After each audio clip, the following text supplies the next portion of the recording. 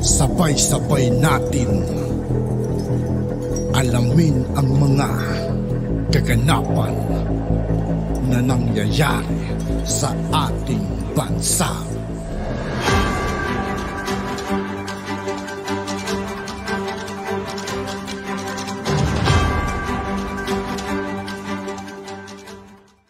Yo, what's up mga kaibigan? This is I2K po again. Ngayon nandito ulit tayo sa channel ni Pinas News Insider. Dito ulit tayo magbibigay ng komento at reaction. Kaya samahan nyo ako guys.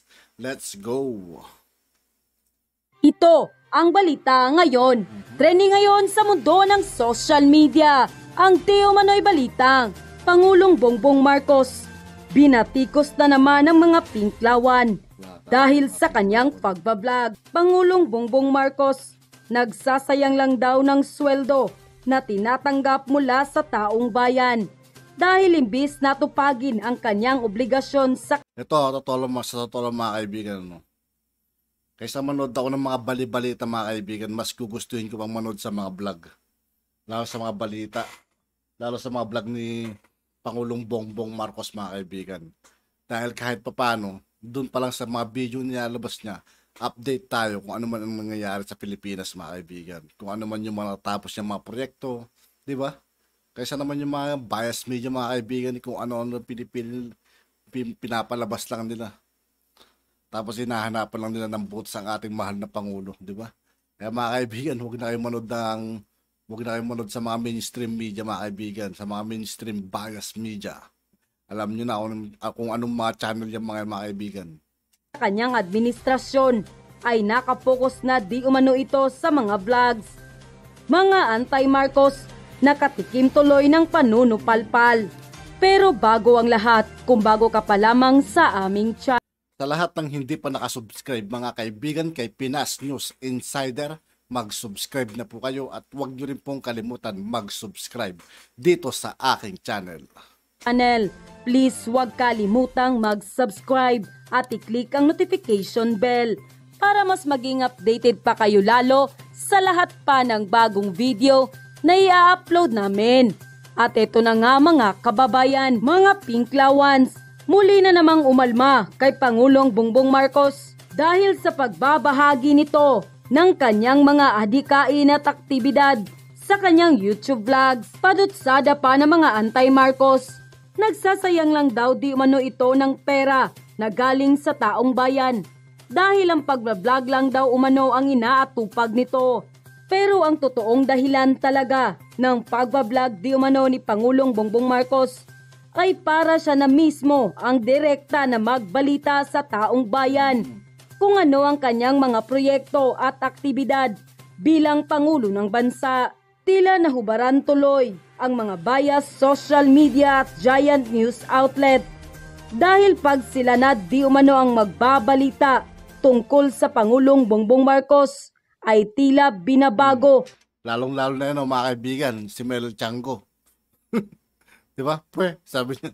O binabaliktad na di umano nila ang istorya para hindi magmukhang maganda ang mga ginagawa ni Pangulong Bongbong Marcos. Isa umano itong estratehiya ng Pangulong Bongbong Marcos para mas direktang mapaalam niya sa taong bayan, lalo na sa makabagong mundo, kung ano ang tunay at aktwal na ginagawa ng isang Pangulo para sa pag-unlad ng ating bansa.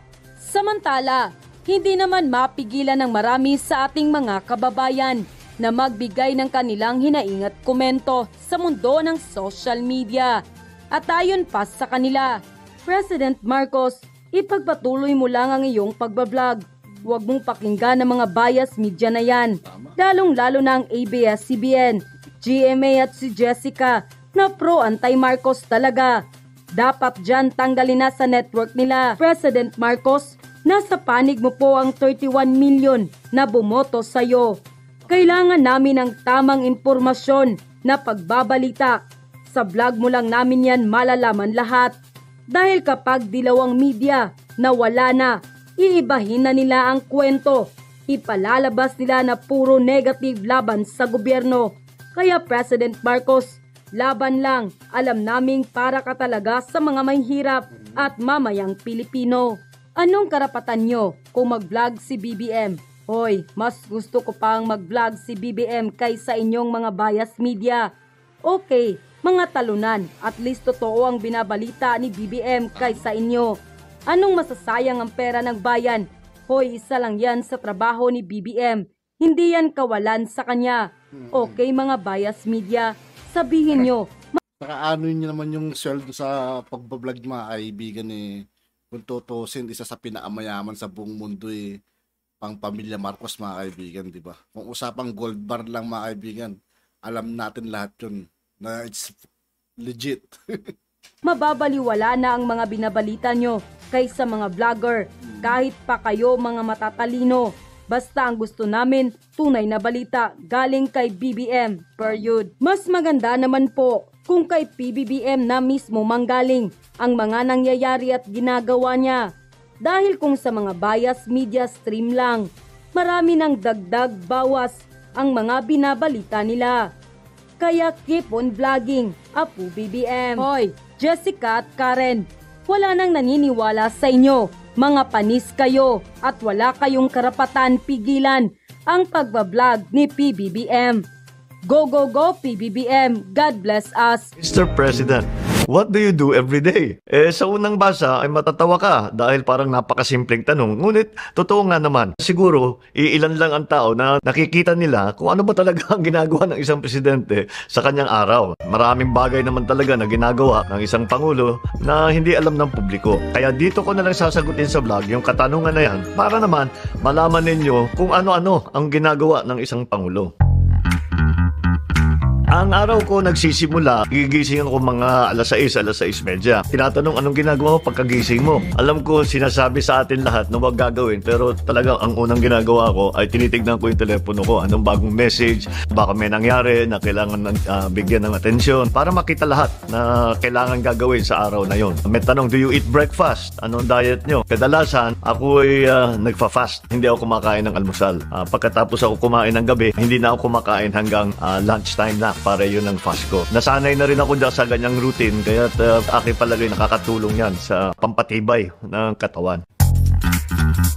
Sa opisina, ang ating ginagawa madalas ay pangunahan ng mga pagpupulong o yung mga meeting. Yan siguro ang madalas nyo nakikita ng mga balita ay pinag-uusapan natin ang kung ano yung specific issue na yun. Meron ng cabinet meeting, may sectoral group, may advisory council, kung minsan yung mga upcoming events, kailangan briefingin lang yung protocol. Ngayon, tinitignan namin yung mga accomplishment report, yung mga performance audit para makita kung talagang tumatakbo yung ating mga binigay ng instruction, kung talagang tumatakbo yung mga proyekto, yung mga programa nga ating sinimulaan. Kung nagkakaproblema, ano yung problema ngayon para maayos natin? Malaking bahagi sa schedule ang mga diplomatic function. Ang ating pag-uugnay sa ating mga ambassador, representative ng iba't ibang bansa. Dahil global na nga ang mundo, nagiging mahalaga na matibay ang ating mga relasyon sa ating mga kaibigan na bansa. Ang Pilipinas naman ay kinakaibigan naman lahat. Wala tayong inaaway, wala tayong ginugulo. Tayo naman ay kinakaibigan natin lahat ng bansa sa buong mundo. Ang susunod naman, pagharap sa napakadami na paperwork. Ito yung mga dokumentong nag-aabang sa akin araw-araw. Maraming dokumentong kailangan pag-aralin na mabuti at lalo pang mas marami ang dokumentong kailangan na pirmahan. Sa isang araw, siguro pumipirma ako ng mga kung hindi 50 to 100 signatures. Hindi yun ang pinakamabigat doon dahil yung iba na kailangan ng desisyon. Kaya kailangan pag-aralan. Kahit na ganyan kakapal yung folder, kailangan basahin mo lahat para malaman mo lahat at pag-isipan na mabuti bago pagdesisyonan. Lahat ng mga iba't ibang argumento, lahat ng iba't ibang kailangan pag-isipan, nakakasama sa decision-making process. Mahilig naman tayo magbasa, kaya palagay ko ito ay isa sa mga bagay na mas mabili kong nagagawa.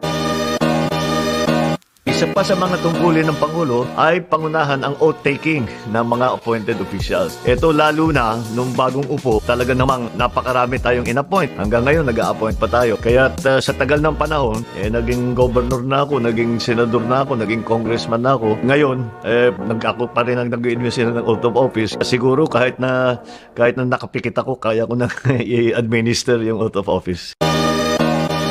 May mga araw naman ay nakalaan para naman sa mga events na nasa labas ng palasyo. Ito yung mga inauguration ng mga bagong proyekto o pag-attend sa iba't ibang mga programa at pagbibigay ng isang talumpati. assistance distribution sa ibang lugar. Yung Kadiwa, dahil sinisimulan pa lang natin, ay talagang tinututukan ko yan para dumami na at maramdaman ng marami sa ating mga kababayan na meron namang pagkakataon na makabili na mga bilihin na hindi kasing mahal kaysa sa palengke. Kaya pararamihin natin ang pararamihin yan at napaka-importanteng programa yan.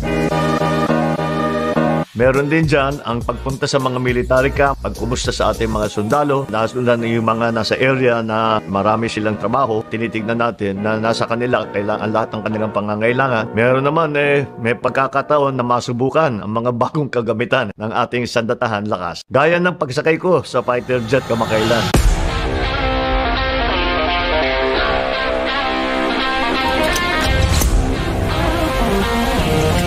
Okay na. May picture na, okay na. Okay na, sige. Mamaya pagbaba ko, nanginginig ang tuhod. Dito tayo sa Hong Kong. Astig ano? Astig ng Pangulo natin, no? Take flight, sir.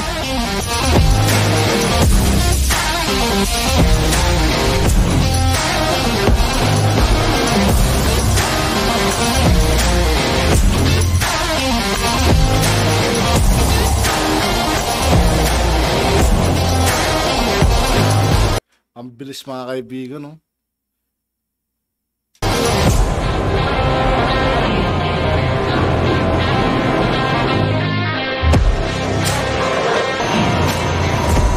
Sa palagay ko, napakaswerte ko kasi siguro lahat ng mga maliliit na nakapanood ng Top Gun, naiisip din na sana sila din.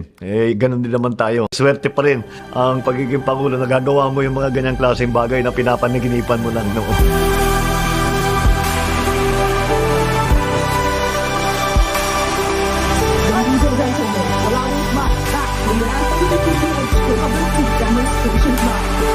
Of the 2nd Tactical Fighter Squadron is the 17th President of the Republic of the Philippines and the Commander-in-Chief of Forces of the Philippines, His Excellency Ferdinand R. Marcos Jr. of Bonsai, Lauri. Sa isang araw, ang aming tanggapan ay nakakakuha ng mahigit na 30 event invitation. Kahit gusto kong panlakan lahat ng imbitasyon ay talagang hindi talaga maaari. Kahit yan lang ang gagawin ko ay hindi ko nang papupuntahan lahat. Kaya kung hindi ko kaya, hindi ako makarating, ay gumagawa na lang tayo ng isang video. Tinitiyak ko na may tinatabing oras para makapag-shoot ng mga videos na ito bilang magpapalaga sa kanilang mga programa. Mapalad ako dahil yung palasyo at saka yung tinitirahan ko ay tatawid lang ako ng Pasig River. Ang tukso ko nga sa lahat, yung commute ko napakahaba at sasakay ako ng barko, tatawid kami siguro 2 minutes at nandito na ako sa opisina ko. Mabuti naman dahil mahalaga na punong-puno ang schedule para hindi tayo nagsasayang ng panahon. Dahil yan lamang that's the only commodity that you cannot buy, that's the only commodity that you cannot bring back. Kailangan talagang i-maximize yung oras na sa isang araw. Ang lagi kong tinitiyak na magkaroon ako ng mapunta ako sa gym at makapag-workout. Unang-una, dahil marami kang mabigat na iniisip. Lahat ng nasubukan kong stress reliever, ang pinakamaganda na pagpagaan ng stress ng isang tao ay mag-exercise. At isa pa yon, kailangan maging matibay ang katawan dahil bawal magkasakit. Babagsak ka ng isang araw, malaking bagay na yun. Maraming mapupospone, maraming mapapalitan ng schedule. Siyempre, binabantayan ko rin yung kinakain ko. Madali naman para sa amin dahil ang diet ng Ilocano isda lang talaga at saka gulay. Sa pagka weekday, wala na rin. Wala na akong free time na masasabi. Kasi kahit na nag-iisa ka lang sa bahay, yun na nga, yung paperwork, marami pa rin kailangan pag-intindihan. Sa gobyerno, talagang walang pasok sa linggo at saka sa Sabado. Ay, yun ang masasabi nating free time. Ngunit, kadalasan, yung Sabado ko, napupuno pa rin ng mga appointment, ng mga meeting, na ako nang nagsiset. Siguro, ang pinaka-free time na lang yung linggo. Ito, family time ito. Nagsisimba kami. Pagkatapos ng misa, meron kaming konting lunch para naman medyo makaiwas ng konti doon sa laging pag-iisip. Dahil sa aking palagay, pag may problema na mabigat, na komplikado, kailangan ang sistema ko, nag-aaral ako na mabuti, pinag-aaralan ko, binabasa ko lahat tungkol doon sa problema yon. Tapos iiwanan ko, may gagawin akong iba. Dahil sa experience ko, nangyayari, pag iniwanan mo, may ginawa kang iba na wala muna sa isip mo yung problema mo, pag binalikan mo, may bago kang naisip. Sa akin palagay, very effective yung ganun. Nagagamit ko pa rin yung free time doon sa trabaho.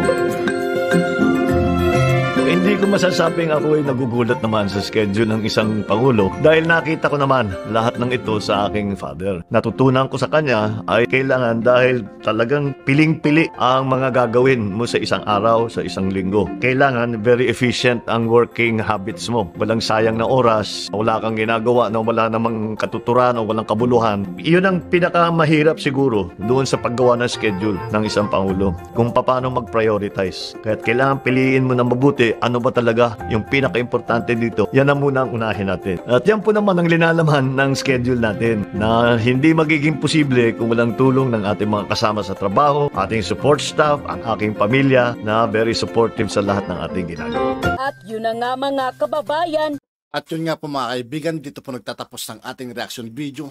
Muli ako po si I2K ng Sundalo ng Dunggalo at 811. Maraming salamat sa patuloy na pagsuporta. Yeah, peace out.